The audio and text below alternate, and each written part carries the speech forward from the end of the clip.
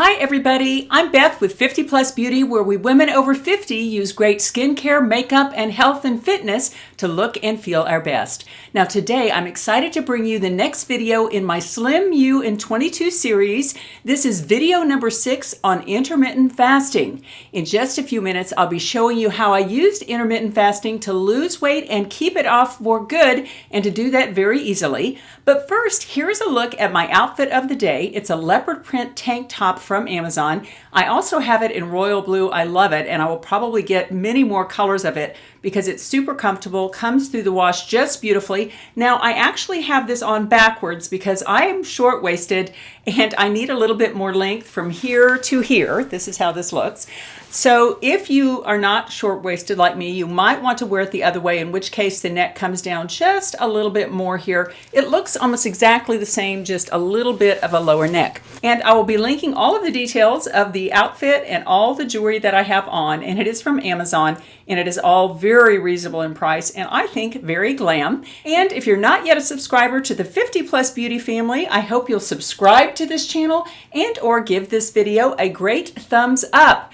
Okay, let us get down to this. I'm so excited to bring this to you because if you followed my channel, you know that I have a history of eating problems.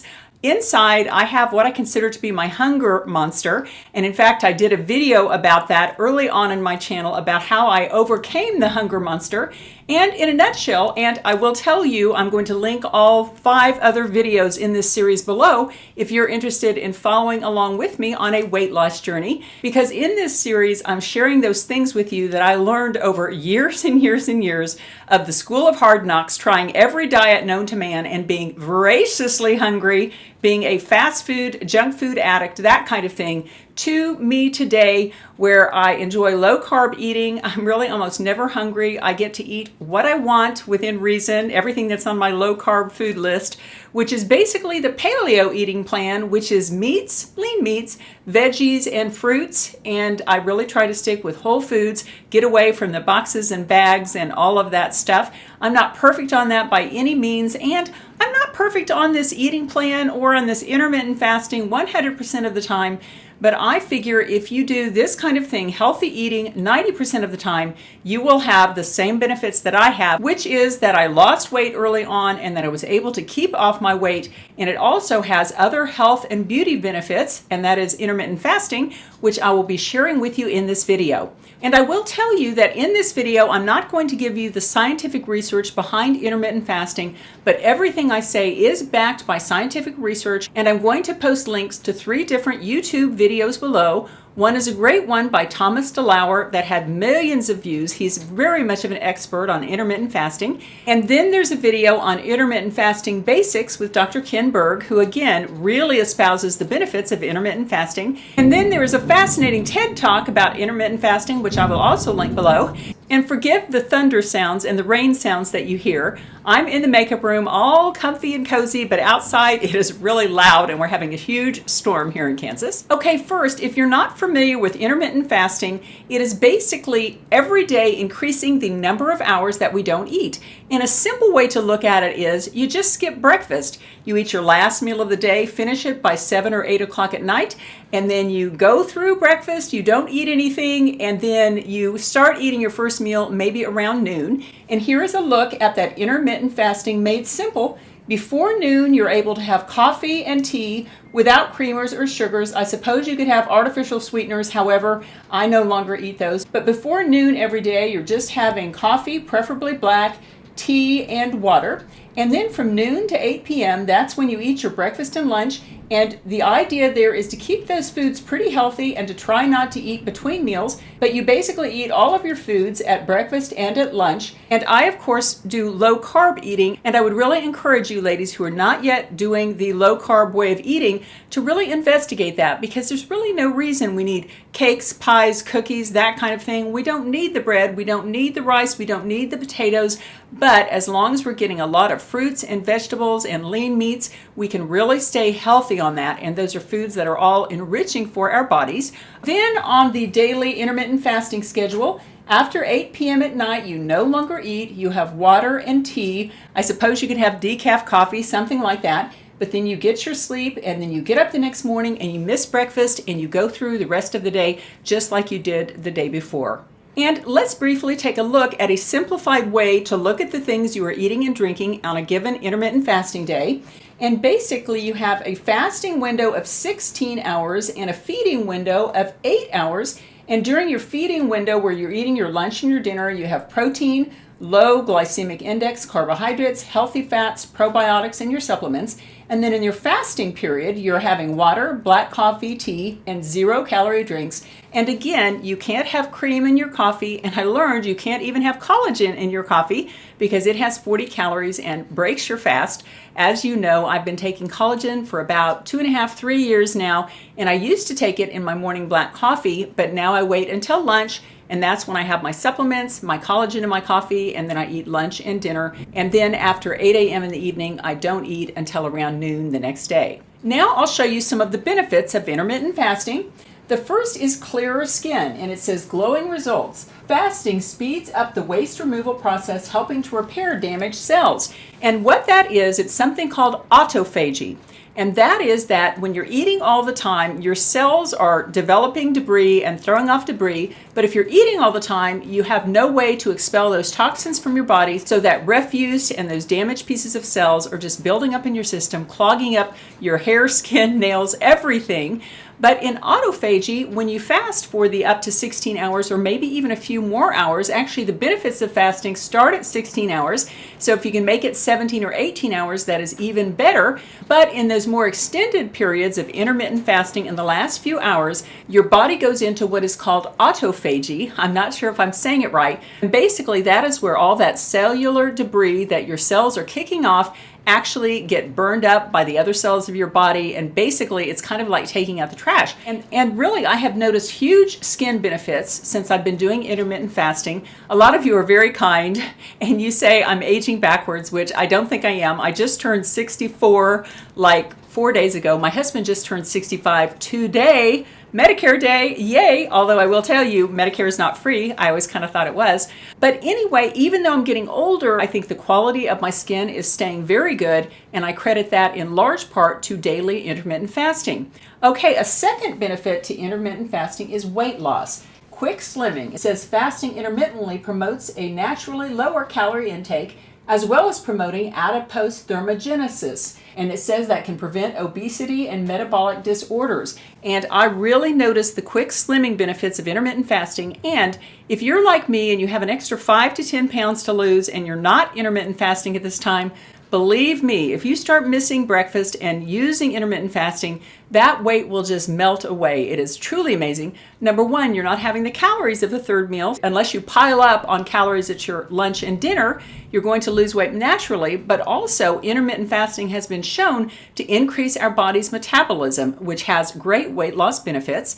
Now, a third benefit of intermittent fasting is preserving your muscle. It says intermittent fasting is a more effective way to preserve muscle while dropping fat. The more muscle you have, the more calories you burn even at rest. And that is so true. Now, I am not weightlifting as hard as I used to, but I still do lift the little dumbbell weights, and I have kind of a weight routine. It's milder than it used to be, but I've noticed that since I've started intermittent fasting, it seems like I'm able to keep my muscle and burn fat a little more effectively. Really do like that benefit. Now, the fourth benefit they mention is brain power. They call that the Einstein effect. It says the shock of fasting leads the brain to create new cells, which promotes mental capacity and can improve mood. Fasting also significantly lowers the risk of Alzheimer's and Parkinson's. And really, isn't that a scary thought, the idea of getting Alzheimer's and or Parkinson's disease? I have a very good friend who has Parkinson's, and it is a very challenging disease, and we really don't want to get that. And if intermittent fasting can reduce our chances of both Alzheimer's and or Parkinson's disease, I think it is worth a try. Well, that is a look at something very essential to my weight control plan, and that is intermittent fasting.